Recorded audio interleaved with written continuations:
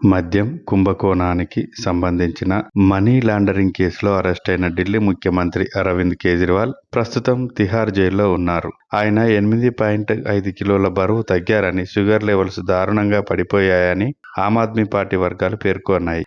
ఆయన ఆరోగ్యం క్షీణిస్తోందని ఆప్ నేతలు ఆందోళన వ్యక్తం చేశారు. చక్కెర స్థాయిలో తీవ్ర హెచ్చుతగ్గులు ఉంటున్నట్లు తెలుస్తోంది. షుగర్ లెవెల్ 50 mg స్థాయికి పడిపోయింది. ఇది ప్రమాదకర పరిస్థితికి దారితీస్తుంది. భారతీయ జనతా పార్టీ నేతృత్వంలోని కేంద్ర ప్రభుత్వం కేజ్రీవాల్ను అనారోగ్యానికి గురిచేస్తూ బాధ పెట్టేందుకు కుట్ర పన్నుతోంది. ఆయనను చిత్రహింసలు పెట్టడమే భాజపా లక్ష్యమని ఆప్ రాజ్యసభ ఎంపీ సంజయ్ సింగ్ ఆరోపించారు.